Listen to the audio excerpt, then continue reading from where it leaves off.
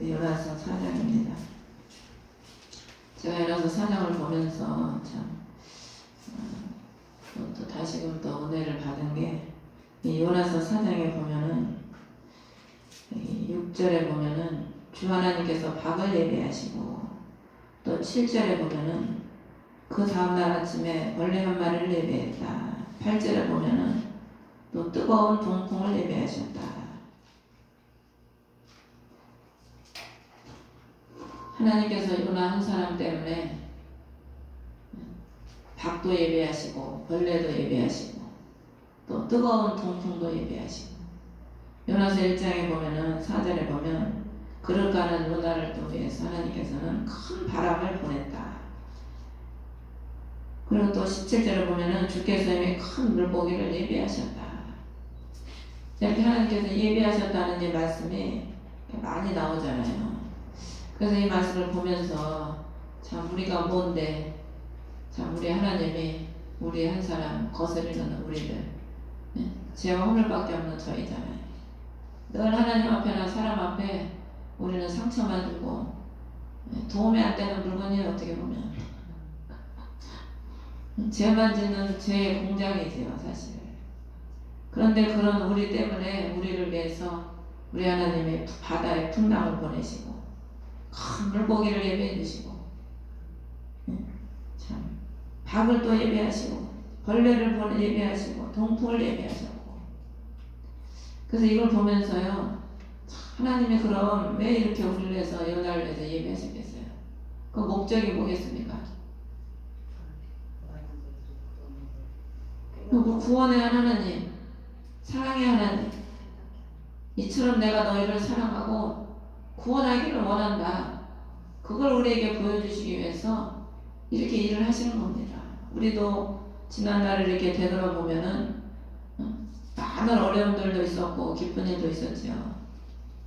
근데 그 모든 일들이 하나님이 우리를 사랑하시고 우리를 구원하신다는 그 구원의 사랑을 알게 하기 위해서 하나님이 다 우리를 위해서 하신 일입니다. 역사하신 거죠 하나님이. 우리 벌레만도 못한 지렁이 같은 너희하고 막 그러잖아요 하나님이. 티끌보다 못한 우리, 지렁이 같은 우리, 그런 우리를 위해서 하나님이 이렇게 하나님은 졸리도 않고 주무시지도 않고 우리를 위해서 이렇게 예배하시고 일하시는 거예요. 그러니까 우리가 힘들면 여기서 보면은 요나가 그 뜨거운 햇빛이 내리쬐니까 심히 괴로워가지고 죽으려고 하잖아요. 그러면서 심히 기뻐하잖아. 6절에 보면 박을 하나님이 예배하시니까 그 그늘에 되게 하셔서 고통을 해서 면해주니까 굉장히 기뻐하는 거예요. 우리 인간은요 참 이기적이에요. 자신의 고통은 위해서 하나님이 역사하시면 기뻐하고 남의 고통에서 구원을 하면 시기해. 요나가 자기 고통에서 하나님 건져주니까 기뻐하다가 또 8절에 동풍을 예배해가지고 그거 그냥 그 싹 벌레 한 마리를 예배해가지고 박을 쳐서 시들게 하고 동풍을 예배해서 햇빛을 머리에 내리쬐게 하니까 9절에 분노하는 거예요.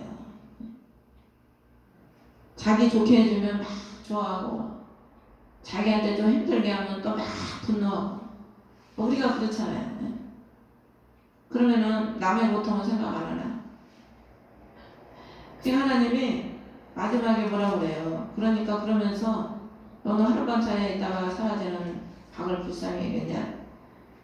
그 니느웨 성에는 오른손과 왼손을 분간하지 못하는 자가 12만 명이 넘고 또 많은 가축이 있다. 오른손과 왼손을 분간하지 못한다는 것은 죄악을 분별하지 못한다는 그런 의미예요.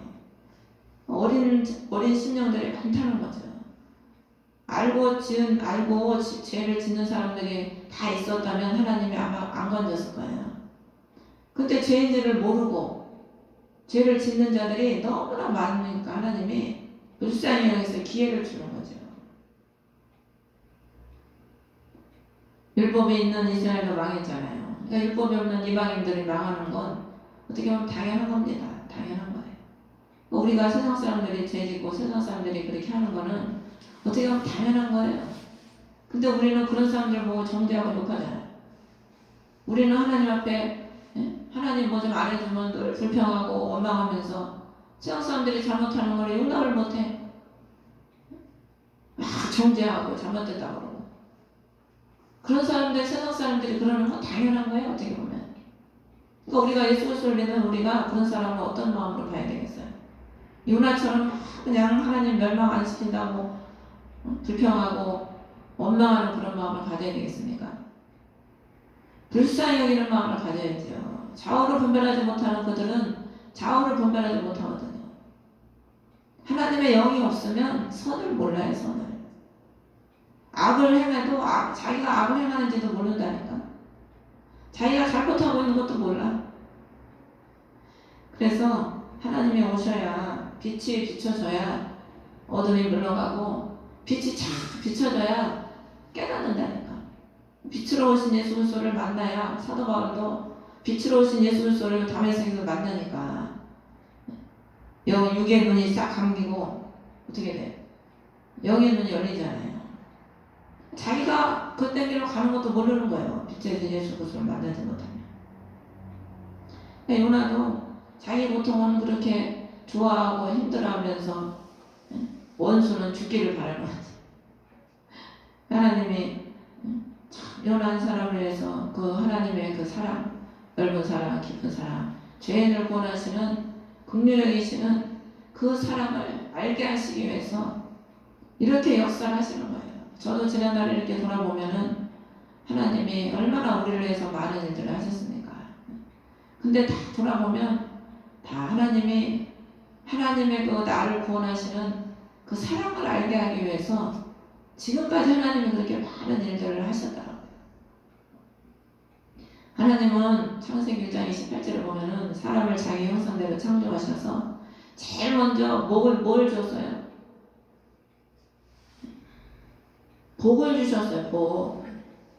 사람을 1장 27절에 자기의 형상대로 창조하시고 그들에게 복을 주사 제일 먼저 복을 주셨다니까. 복은 행복을 말하는 거야. 행복. 복은 아름다운 거, 즐거운 거. 사람들 복 제일 좋아하잖아요. 그러니까 하나님이 우리를 창조하신 것은 복을 주시려고 창조하셨다니까. 우리를 매일 뭐 징계하고 정죄하고 재앙을 주려고 우리를 창조하신 게 아니고 복을 주시려고 창조하신 거예요. 그래서 시편에 보면은 인자가 무엇이간데 주께서 저를 생각하시며 사람이 무엇이간데 저를 권고하시나이까. 흙으로 지은 부서질 수밖에 없는 연약한 우리를 우리 하나님께서는 권고하시고 우리를 돌보시고 날마다 이스라엘 백성들이 40년 동안 광야에서 뭐만 했어요? 불순종하고 대적만 했어. 사실 그들이 뭐 하나님께 제사 드렸다는 게 있습니까? 오히려 이방인 이드로가 와가지고 제물을 드리고 제사 드렸지. 이스라엘 백성들은 양 한 마리 잡아서 하나님께 제사 드렸다는 게 없어. 감사했다는 말이. 매일 죽겠다고 그러고 불평만 하고. 근데 우리 하나님은 그 40년 동안 매일매일 신실하게 만나를 내려주시는 거예요. 얼마나 하나님 사랑의 하나님입니까? 우리 같으면은 막 그렇게 악한 말을 하고 대적하고 그러면은 너 고생 좀 해. 며칠 굶어. 며칠 굶어야 너는 정신 차려. 이러면서 아마 며칠 만나를 안 내려줘도 좀 될 텐데. 근데 하나님은 그래도 매일 만나를 내려주시는 거야. 매일. 지금까지 우리가 여기께 온 것이 그 사랑이죠. 그 사랑. 매일 신실하게 하나님이 우리를 돌보시고 사랑하신 그 은혜지 않습니까? 그래서 이 말씀 보면서 참 눈물이 나더라고요. 참 저 자신을 이렇게 생각하게 되면서 참 우리가 무엇이간에 하나님이 그 한 사람을 위해서 그 바다의 폭풍을 일으키시고 큰 물고기를 예비하시고 주께서 그 밥을 예비하시고 또 벌레 한 마리를 보내시고 통풍을 예비하시고 만물이 하나님께서 지으시고 만물이 다 하나님의 음성에 순종하기 때문에 우리 나 같은 죽어 마땅한 죄인 한 사람을 구원하시려고 하나님이 이렇게 많은 일들을 역사하시고 또 우리 한 사람 구원하려고 얼마나 많은 사람들을 사용합니까 하나님이. 나를 구원하려고 어떤 이는 멸망으로 가게 하시고 나 한 사람 때문에 하나님은 이처럼 많은 역사를 이루신 거예요. 고난도 하나님은 다 우리를 살리기 위한 하나님의 방법이죠. 방법.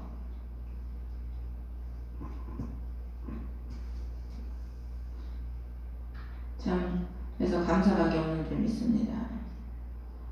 그래서 우리는 참 현재 조금 어렵고 뭐가 내 뜻대로 안 되고 내 생각에 좀 뭐가 안 맞아도 여기 구절에 보면 네가 분노하는 것이 잘하는 것이냐 하나님이 우리에게 물어보시는 거예요.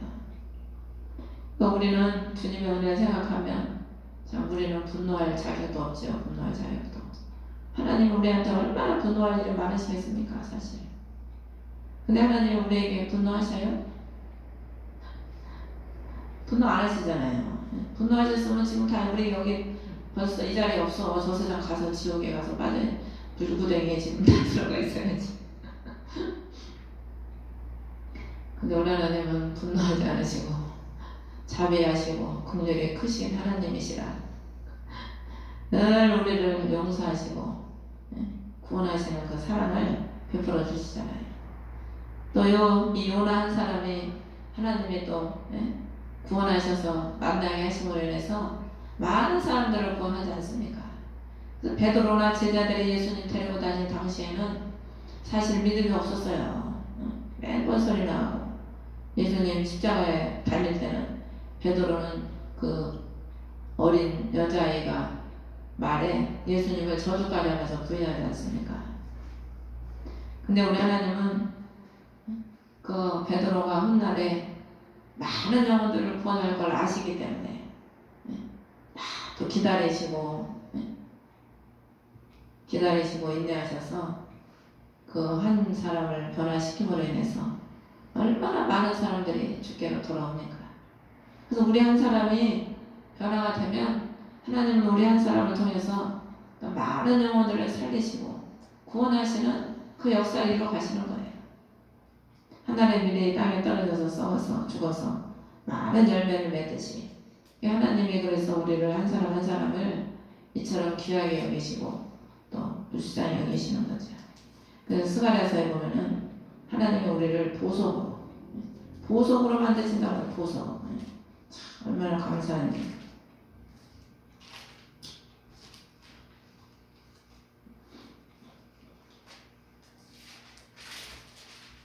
아까 봤는데 몇 장인지 모르겠네.